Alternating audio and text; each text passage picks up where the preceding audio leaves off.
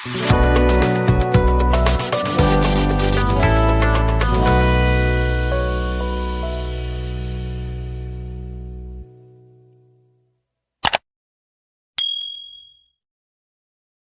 Hello and welcome दोस्तों, बहुत बहुत स्वागत आप सभी का मेरे यूट्यूब चैनल किक सुबंधु में। तो आज का जो डेट है 31 7 अगस्त, अभी रात के 9 बजे के करीब है।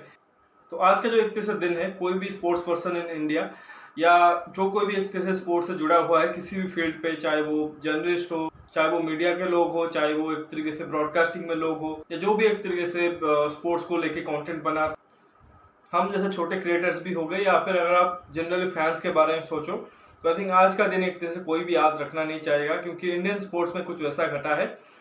सुबह आप देखो एक खबर आती है कि जो ऑलमोस्ट हमारे लिए 4th मेडल कंफर्म हो चुका था, विनेश फोगाट, क्योंकि वो फाइनल में पहुंच चुकी थी।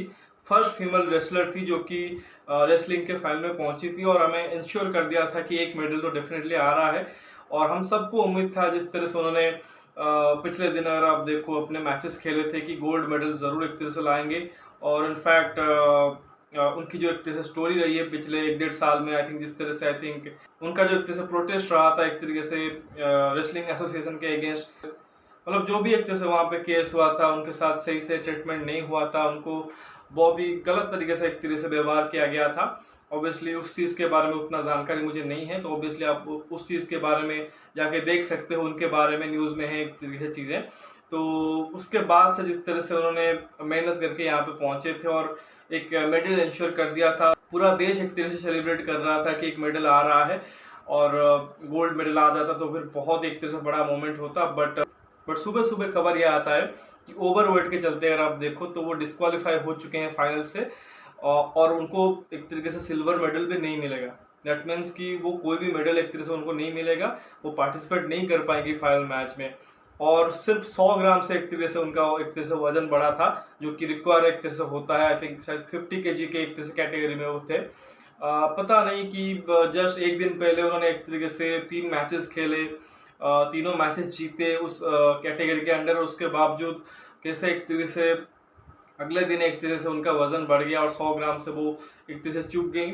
मतलब सबसे ज़्यादा फ्रस्ट्रेटिंग और सबसे ज़्यादा हार्ट ब्रेकिंग मोमेंट उनके लिए, उनके कोच के लिए होगा, उनके फैमिली के लिए होगा, और साथ ही जितने भी एक तरह से फैंस हैं, जितने भी एक तरह से लोग हैं इंडिया में जो कि एक्सपेक्ट कर रहे थे कि एक मेडल वहाँ से एक तरह से आएगा। तो बहुत ही एक तरह से हार्ट ब्रेकिंग मोमेंट उनके लिए और इंडियन स्पोर्ट्स के लिए। तो ऑब्वियसली वो चीज़ से एक तरीके से हम उभरे नहीं थे। अभी रात को अगर आप देखो तो इंडियन क्रिकेट की बुरी हालत हो गई है। मतलब एक्सपेक्ट भी नहीं किया था कि जिस तरह से हमने श्रीलंका के बारे में बात की थी T20 सीरीज में, कि ये क्रिकेट खेल रहे हैं श्रीलंकन टीम, ये किस तरह से आगे कम्पीट करेंगे, बट उन्होंने एक तरह से इंडियन टीम को धूल चटा दी है। हम सोचते हैं कि एक मैच खराब गया, चलो कोई नहीं, अगले मैच में अच्छा करेंगे, उससे अगले मैच में और बेहतर होते आएंगे। बट इस सीरीज में कंप्लीटली एक तरीके से उसका रिवर्स दिखा। पहला मैच हम जितना एक तरह से बुरा खेले, उससे भी बुरा एक तरह से सेकेंड मैच में खेले, और उससे घटिया एक तरह से हमने थर्ड मैच में खेला है।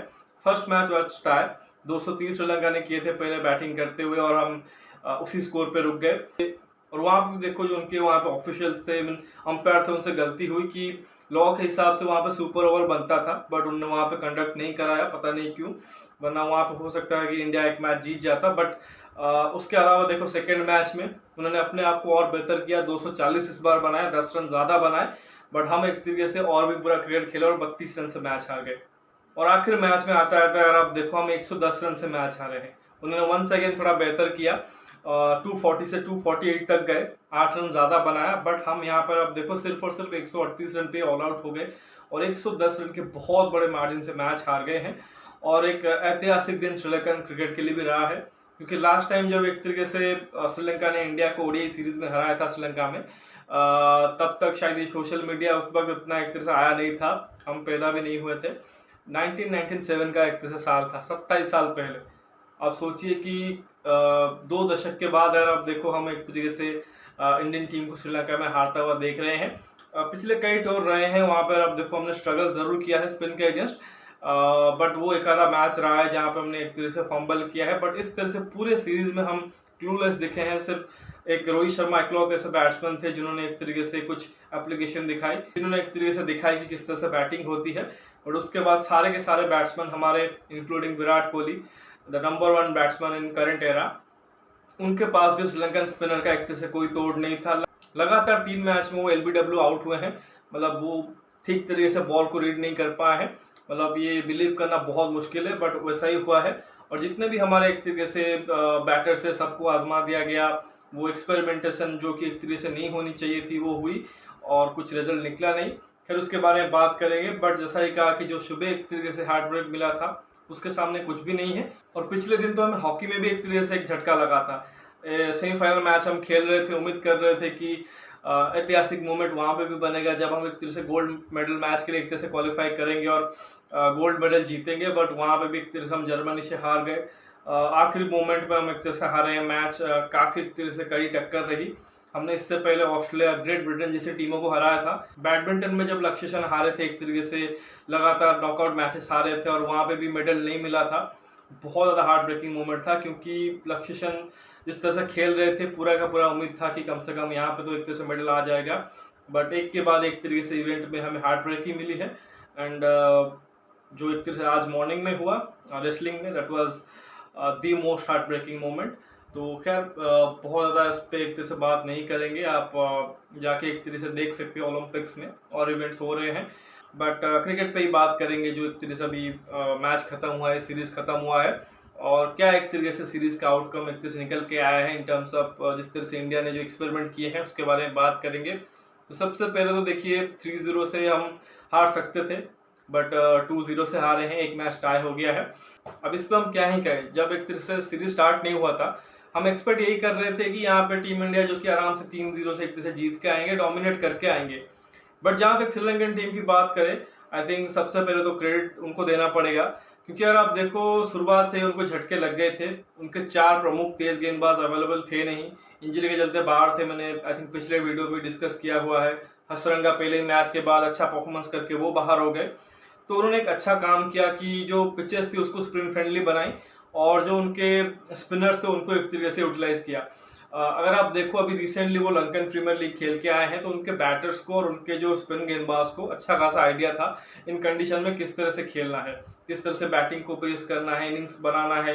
यहाँ पे वो 280-90 तक नहीं गए, 230-40 तक ही स्कोर किया, और उसी में हमें ट्रबल किया। हाँ, जरूर आप बोल सकते हो कि टॉस उनके लिए एक तरह से अच्छा फैक्टर रहा कि हर मैच में टॉस जीते और पहले बैटिंग चुन लिया, बैटिंग पहले इनिंग्स में कर ली, और बाद में जब एक तरीके से टफर एक तरह से टास्क आ गया इंडियन टीम के लिए, वहां पे गेंदबाजी बहुत अच्छी की।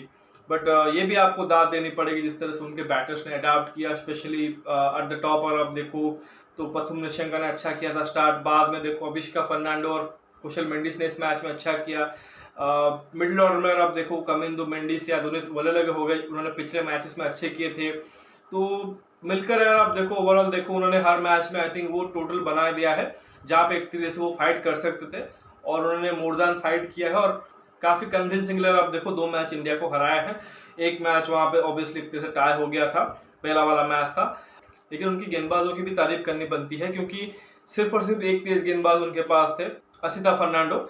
उसके अलावा सारे के सारे उनके स्पिनर्स थे, और जो स्पिन फ्रेंडली उन्होंने विकेट बनाई थी उस पर उन्होंने बहुत ही बढ़िया कमाल का काम किया। एक्यूरेट एक तरह से लेंथ रखा, लाइन रखा, और टप्पे पे गेंदबाजी की। ज्यादा एक तरह से हमें चांस नहीं दिया हमारे बल्लेबाजों को, और ऊपर से जो हमारी बल्लेबाजों के एक तरीके से जो स्किल सेट में थोड़ी सी कमी है स्पिनर के against, specially in this condition, वो एक तरह से सामने एक तरह से निकल आई। चाहे विराट कोहली हो, चाहे शुभमन गिल हो, श्रेयस अय्यर हो, पहले 2 मैच में केएल राहुल खेले थे, उनका हाल देख लो, या इस मैच में ऋषभ पंत, रियान पराग को खिलाया गया, या वाशिंगटन सुंदर हो, शिवम दुबे हो, अक्षर पटेल ने पहले 2 मैच में अच्छे किए थे, बट आखिरी मैच वो भी फ्लॉप रहे। तो कंप्लीट एक तरह से बैटिंग फेलियर रहा है। एक batter I think Rohit Sharma, जिन्होंने कंटिन्यूसली एक तरह से अच्छा किया है, तीनों मैच में उन्होंने बढ़िया स्टार्ट दिया। उनका जो स्टार्ट रहा वो किसी काम नहीं आया, क्योंकि द मोमेंट वो आउट हुए उसके बाद एक के बाद एक हमारे विकेट गिरते गए।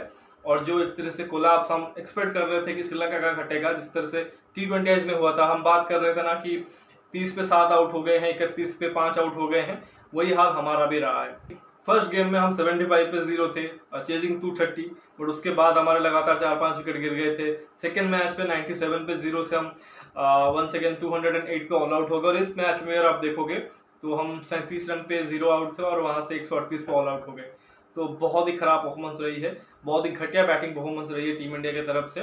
एंड इसमें देखो काफी कुछ चीजें एक तरह से मिलकर रही हैं। एक तो मैंने आई थिंक प्रीवियस वीडियो में भी कहा है कि जो बैटिंग ऑर्डर में चेंज देखने को मिला इस सीरीज में, देखो नंबर 4 पे हमने 3 बैटर्स ट्राई किए हैं। पहले मैच में वॉशिंगटन सुंदर खेले थे, उनको प्रमोट किया गया था।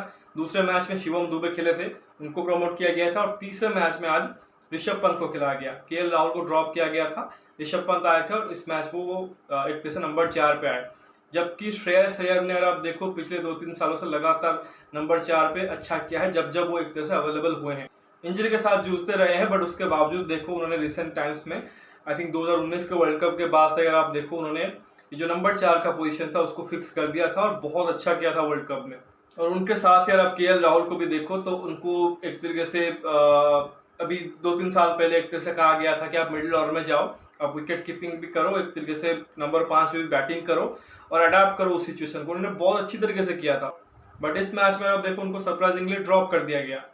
मतलब क्यों किया गया किसी को पता नहीं है। हमारे जो बड़े बड़े पत्रकार है वो बोल रहे हैं कि केएल राहुल जो कि वो इन पिचेस के ऊपर, स्लो टर्नर्स के ऊपर खेल नहीं पाएंगे, जबकि सारे के सारे बैटर्स फेल हो रहे हैं और उनको शायद उनके जो रिसेंट परफॉर्मेंस है जो उन्होंने मिडिल ऑर्डर में दिया है वो शायद नहीं दिख रहा है। जब ऑस्ट्रेलिया के खिलाफ पहले ही मैच में वर्ल्ड कप में हम 2 पे 3 आउट हो चुके थे, उन्होंने 97 रन की पारी खेली थी 200 रन के चेज में, शायद वो चीज़ वो भूल गए हैं। और वही जो उनकी I think world cup final में स्लो नॉक आ गई थी 66 रनों की, आई थिंक 107 बॉलों में, उसी को एक तरह से वो लेके चल रहे हैं कि ये प्लेयर तो खेल ही नहीं सकता। T20 में उनको ड्रॉप किया गया for valid reason. Test cricket में वो ड्रॉप हुए 2 साल के लिए बीच में, 2019 से अगस्त से लेकर आई थिंक 2021 जून जुलाई तक, वो भी वैलिड रीजन के चलते। और दोनों ही फॉर्मेट में शायद उन्होंने अंडर अचीव किया है। But ODI is the format जहाँ पे उन्होंने बहुत अच्छा किया है। हाँ, थोड़ा सा आप बोल सकते हो कि उनके इंटेंट को लेके कभी कभार चर्चा होता है, बट ओडीआई में उतना मैटर नहीं करता स्ट्राइक रेट। एंड आप देखो कि इस फॉर्मेट में उन्होंने बतौर ओपनर स्टार्ट किया था और बाद में अडाप्ट बहुत ही बढ़िया तरीके से किया है। नंबर 3 भी खेले हैं, 4 पे भी खेले, 5, 6 पे भी खेले हैं। बट मिडिल ऑर्डर को उन्होंने बहुत अच्छा तरीके से ग्रैब किया था और विकेट कीपिंग भी बहुत अच्छे कर रहे थे। तो देयर वाज नो नीड कि आप एक तरीके से उनको ड्रॉप करते। और इस सीरीज में आई थिंक जो मैंने पिछले मैच में भी कहा था, नॉट ए सिंगल गेम हुआ कि आपने उनको, मतलब श्रेयस और केएल को उनकी प्रेफर्ड पोजीशन पे बैटिंग कराया। I think Shreyas Iyer 2 bar number 5 पे शायद खेले हैं। आई थिंक पहला मैच था जहाँ पे वो 5 पे खेले थे और इस मैच में शायद 5 पे खेले हैं। जो पिछला मैच था आई थिंक सेकंड गेम, उस पर 6 पे खेले थे। केएल राहुल पहला मैच 6 पे खेले थे, सेकंड मैच में नंबर 7 पे खेले और इस मैच में ड्रॉप ही हो गए। और जो लोग ऋषभ पंत की मांग कर रहे थे, आप देखो अब ऋषभ पंत भी, आप देखो पहला ही मैच इस सीरीज में खेल रहे थे बट वो आए, पहले तो विकेट कीपिंग में एक इजी स्टंपिंग उन्होंने मिस कर दी। मतलब बहुत ज़्यादा लेजी होकर वो स्टंपिंग कर रहे थे, उतने में बैट्समैन पहुंच गया तो वहाँ पे उनको क्रिटिसिज्म झेलनी पड़ी। और जब बैटिंग खुद करने आए, देख रहे हैं कि 2 विकेट गिरा हुआ है, बल स्पिन हो रहा है, वो ऑफ स्पिनर के अगेंस्ट स्टेप आउट करके और आधे क्रीज पे खड़े हुए हैं, वहाँ पर स्टंप आउट होकर चले गए। डेफिनेटली ये है कि आप बैटिंग एक्सपेरिमेंटेशन के चलते नहीं हारे हो, आप स्किल के वजह से हारे हो। बट ये भी है कि आपको वनडे क्रिकेट में वो करने की जरूरत थी नहीं। गौतम गंभीर, आप देखो कि T20 को सफलता मिल गई सीरीज में, जहाँ पर उन्होंने जो T20 वाली एक तरह से कोचिंग होती है वो की और उसमें उनको सफलता मिल गई। वहाँ पे एक्सपेरिमेंटेशन चल जाते हैं। आपने एक तरह से पार्ट टाइमर को यूज किया, आपने जो भी से बैटिंग ऑर्डर रखा वो काम कर गया, आपने 3 मैच जीत लिया लगातार। बट जब आप एक तरह से ओडीआई में आए, यहाँ पे आके एक तरह से आपने एक्सपेरिमेंटेशन चालू कर दिए, वो बैकफायर कर गया। इससे होता क्या है, अगर आप देखो किसी भी बैट्समैन को आप एक तरह से क्लैरिटी नहीं दे रहे हो कि आपका रोल क्या है, और दूसरी चीज है उनके अंदर आप सेल्फ डाउट क्रिएट करा रहे हो। फॉर एग्जाम्पल जैसे केएल राहुल हो गए, अब 2 मैच के बाद वो ड्रॉप हो गए, उनके अंदर ऑलरेडी आप देखो काफ़ी टेंशन थी कि मुझे अपने एक तरह से प्लेस बचाना है, स्कोर करना है, इंटेंट को लेके बात हो रही है, और ऐसे में आपने उनको एक तरह से तीसरे मैच से ड्रॉप कर दिया। अब नेक्स्ट मैच जाके I think just before the champions trophy हो, और वो जाके जनवरी फरवरी में, अब वो एक तरह से सोचते रहेंगे कि क्या मैं ओडीआई में एक तरह से सिलेक्ट होगा कि नहीं, क्योंकि T20 में उनको एक तरह से पिक नहीं करोगे। टेस्ट क्रिकेट में भी पता नहीं है कि क्या मिडिल ऑर्डर में उनकी जगह बनेगी या फिर नहीं, क्योंकि ऋषभ पंत आ चुके हैं तो वो विकेट कीपिंग करेंगे। मिडिल ऑर्डर में ऑलरेडी आप देखो आपके पास सरफराज खान है, श्रेयस अय्यर है, ऋषभ जैसे कहा कि आ गए हैं, रविंद्र जडेजा भी वहाँ पे बैटिंग करेंगे, ध्रुव जुरैल है वहाँ पे, तो केएल राहुल को आप कहाँ पे फिट करोगे ये देखना पड़ेगा। इंडियन कंडीशन में वैसे भी अगर आप देखो उन्होंने स्ट्रगल ही किया है रिसेंट टाइम्स में। टेस्ट में आई थिंक बीजीटी में वो ड्रॉप हो गए थे 2 मैच के बाद, तो भी इंटरेस्टिंग रहेगा कि उनके साथ आगे क्या होता है।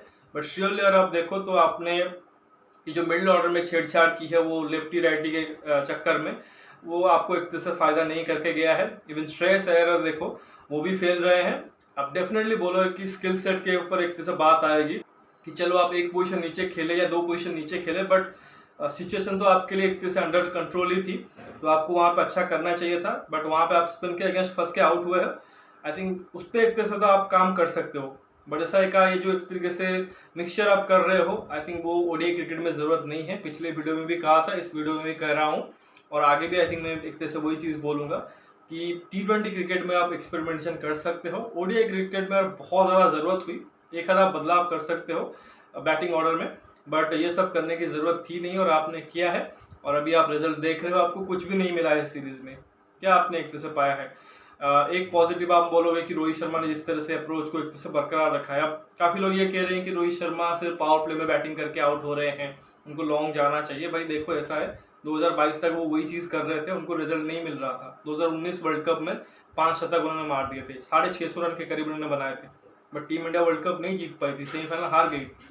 तो उन्होंने वो महसूस किया बतौर कप्तान कि मुझे खुद से एक तरह से वो इनिशिएटिव लेनी है कि हमारे इंडियन क्रिकेट की जो तरीका है एक तरह से गेम खेलने का ओडीआई फॉर्मेट में या T20 फॉर्मेट में, वो बदलना है। तो उन्होंने खुद से वो इनिशिएटिव लिया और खुद से एक तरीके से इम्प्लीमेंट किया। अब वो चीज़ अगर आप देखो, हार्डली कोई दूसरे बैट्समैन एक तरीके से अपने साथ अप्लाई कर पा रहे हैं। उन्होंने किसी भी दूसरे बैटर को नहीं कहा है कि आप उसी हिसाब से खेलो, और पूरा का पूरा आप ओडीआई वर्ल्ड कप देख लो, उन्होंने उसी तरीके से स्टार्ट दिया। वो तो अच्छा रहा कि आप फ्लैट सरफेसेस पे खेल रहे थे, और आपके जो बाकी भी बल्लेबाज थे उन्होंने बहुत अच्छा काम किया। जो एक तरीके से स्पिन के अगेंस्ट प्रॉब्लम है वहाँ पे दिखी नहीं, बट जैसे ही आप इन कंडीशन में आते हो वो एक तरह से आप फंस जाते हो। उन्होंने वही चीज़ एक तरह से T20 वर्ल्ड कप में की, सफलता उनको मिली, और यहाँ पे वही चीज़ कर रहे हैं और इकलौते बैट्समैन है जो कि कंटिन्यूसली रन मार रहे हैं।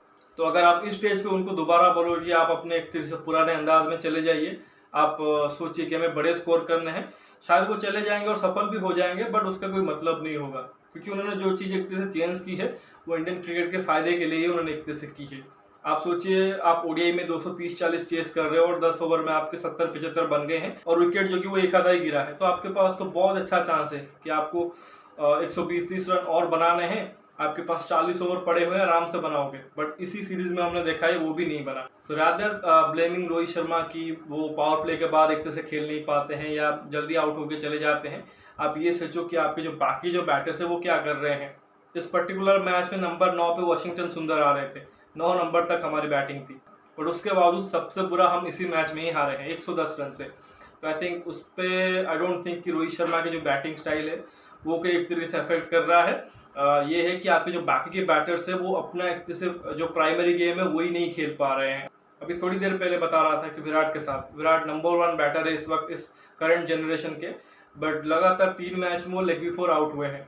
मतलब ऐसा नहीं है कि कोई बॉल्स टर्न हो गई और उनके स्टंप पे लग गई हो, या एज पे एक तरह से कॉट बिहाइंड स्लिप में आउट हुए हो, या चलो एक तरह से बॉल फंस के आई हो और वहाँ पे एक तरीके से सामने आउट हो गए हो। तीनों बॉल में अगर आप देखो वो जज नहीं कर पाए हैं लेंथ और लाइन, और लेग बिफोर आउट होके गए हैं। मतलब ये नहीं है कि हम विराट कोहली को बैटिंग सिखाएंगे, बट ये चीज़ है कि वो फ्लॉप रहे हैं इस सीरीज में। शुभमन गिल का अगर आप देखोगे, उन्होंने अपने अंदर ही एक तरह से वो प्रेशर क्रिएट करवा लिया है। मतलब 3 मैच में से 2 मैच में तो ऐसा लग रहा था कि जैसे टेस्ट मैच खेल रहे हैं, पहला मैच और इस मैच में भी, जहाँ पे उनका स्ट्राइक रेट बहुत कम था, पेसर के अगेंस्ट भी वो रन नहीं मार पा रहे थे, और यहाँ पे देखो आई थिंक पेसर के अगेंस्ट ही आउट हुए हैं। और दूसरे मैच में भी आई थिंक थोड़ा सा आप उनको बोलोगे कि अच्छा कर रहे थे, बट वहाँ पे भी बहुत ज़्यादा वो कॉन्फिडेंस नहीं दिख रहे थे। उसके बाद अगर आप देखोगे तो श्रेयस अय्यर को अपॉर्चुनिटी मिली है, बट वो फ्लॉप रहे हैं। केएल राहुल जैसा ही कहा, पहले 2 मैच उन्होंने भी कुछ खास किया नहीं था, और ऋषभ को जब मौका मिला तो वो भी फ्लॉप रहे हैं। और बाकी आपके जो ऑलराउंडर्स उनके बारे में क्या कहेंगे? शिवम दुबे चौथा ही मैच खेल रहे हैं, रियान पराग का पहला ही मैच था, अक्षर पटेल ने तो फिर भी अच्छा ही किया है, वाशिंगटन सुंदर अगेन बैटिंग में कितने उनको अपॉर्चुनिटी मिली है। और अगर आपके टॉप ऑर्डर के बैटर्स अच्छा नहीं करेंगे, जो आपके मेन बैटर्स है, तो फिर आप क्या ही एक्सपेक्ट करोगे आपके जो लोअर मिडिल ऑर्डर के आपके ऑलराउंडर्स है, या जो एक तरीके से आपके नए एक तरीके से एडिशन हुए टीम में उनसे। तो आई थिंक ये एक दिक्कत ज़रूर है टीम इंडिया के लिए। अब दिक्कत ये है कि इसी सीरीज के साथ आपके ओडीआई मैचेस भी खत्म हो चुके हैं इस साल के, सिर्फ 3 मैचेस थे। आई थिंक 2021 के साल में शायद 5 या 6 मैचेस ही थे, और यहाँ पे देखो सिर्फ 3 मैचेस हैं, और 3 में आप एक भी जीत नहीं पाए। और दूसरा जो सीरीज होगा वो just before the champions trophy होगा, और क्योंकि वो आईसीसी का इवेंट होगा, तो आप मान के चलो वो वहाँ पे एक तरीके से आपकी चैंपियंस ट्रॉफी की टीम ही खेल रही होगी, तो अभी उसके लिए भी इंतजार करना पड़ेगा। बट ये एक तरह से आप होप करोगे कि जो नेक्स्ट अभी 2 सीरीज इंडिया को खेलने हैं घर पे, वहाँ पे ऐसे रैंक रनर्स प्रिपेयर ना करें, अदरवाइज बांग्लादेश के टीम के पास और न्यूजीलैंड टीम के पास भी एक तरह से अच्छे खासे स्पिनर है जो कि बहुत अच्छा एक तरह से काम कर सकते हैं और आपको एक तरह से प्रॉब्लम में डाल सकते हैं। और इंडियन बैटर्स के लिए यही एक तरह से बेहतर होगा कि जिस तरह से हमने इंग्लैंड वाली सीरीज में अभी पिचेस देखे थे ना, ट्रू पिचेस थे, टेस्ट क्रिकेट के लिए बहुत अच्छे पिचेस थे, उसी प्रकार के पिचेस मिले, तो अभी उसका एक तरह से इंतजार रहेगा। बाकी ओवरऑल देखो, आई थिंक जो हुआ है उसको एक्सेप्ट करना पड़ेगा। Sometimes you have to accept that कि you are not good enough. Sri Lankan team ने काफ़ी बेहतर क्रिकेट खेला तीनों ही डिपार्टमेंट में, नॉट जस्ट की बैटिंग, बॉलिंग में भी बहुत अच्छा उन्होंने काम किया है और साथ ही फील्डिंग में भी। और हमारी जहाँ तक बात करें, बैटिंग तो लाचारी दिखी और साथ ही में अगर बॉलिंग की बात करें तो आप इन पिचेस के ऊपर लगातार श्रीलंका को 230 से ज़्यादा स्कोर बनाने दे रहे हो, तो वहाँ पे एक तरह से कहीं ना कहीं गलती है। और अगर उनके स्पिनर 5 ले रहे हैं, 6 विकेट ले रहे हैं और हमारे स्पिनर्स कुलदीप, अक्षर, वाशिंगटन वो अगर 2-3 विकेट लेके एक तरह से दे रहे हैं आपको और किफ़ायती बॉलिंग करके दे रहे हैं, दैट मीन्स कि शायद इनफ प्रेशर उन्होंने क्रिएट नहीं किया है या रेगुलरली अच्छी गेंदबाजी की नहीं है। और पेसर का तो एक तरह से हाल ही क्या बताएं, मोहम्मद सिराज जो कि एक तरह से माने जाते हैं कि श्रीलंका के नाइटमेयर है, उनकी काफ़ी पिटाई हुई है इस सीरीज में और अभी अर्शदीप सिंह की भी ठीक ठाक पिटाई हुई है। तो पेस गेंदबाजों ने तो कुछ खास किया नहीं है। बाकी जो एक तरह से आपने आपके इनएक्सपीरियंस खिलाड़ी को एक तरह से मौका दिया, चाहे शिवम दुबे से बॉलिंग कराई हो या फिर रियान पराग को आखिरी मैच में खिलाया, उन्होंने फिर भी आप देखो ठीक ठाक गेंदबाजी की है, बट वही है कि वो शायद आपके चैंपियंस ट्रॉफी का एक तरह से पार्ट नहीं होंगे। तो लेट्स सी कि आगे इंडियन टीम क्या करती है। अभी तो फिलहाल ऑलमोस्ट 1-1.5 महीने का गैप है before the Bangladesh series starts. अब वहाँ पे टेस्ट क्रिकेट आपको देखने को मिलेगा, उसके बाद T20 भी होने हैं। अब ये भी इंटरेस्टिंग है कि आप चैंपियंस ट्रॉफी खेलोगे 50 ओवर फॉर्मेट का और उससे पहले आपको बांग्लादेश के अगेंस्ट T20 खेलने हैं, साउथ अफ्रीका के अगेंस्ट T20 खेलने हैं, इवन इंग्लैंड के अगेंस्ट 3 T20 मैचेस शायद खेलने होंगे। यहाँ पे शायद आप और भी एक तरह से वनडे मैचेस रख सकते थे, बट ये एक तरह से शेड्यूलिंग है BCCI की। तो लेट्स सी आगे क्या करते हैं। फिलहाल इस वीडियो बस इतना ही। आशा करता हूँ कि वीडियो ज़रूर आपको पसंद आएगा। ऑब्वियसली एक खराब दिन गया है, बट वीडियो को लाइक ज़रूर करिए और साथ ही चैनल को सब्सक्राइब जरूर करिए और दोस्तों को शेयर भी कर दीजिए। तो लेट्स सी, बाकी जो भी एक तरह से आपका फीडबैक है वो कमेंट सेक्शन में दीजिए। नोटिफिकेशन की घंटी दबा लीजिए ताकि हर एक वीडियो की अपडेट आपको टाइम पे मिलती रहेगी। मिलते हैं अगले वीडियो में, तब तक धन्यवाद, जय हिंद।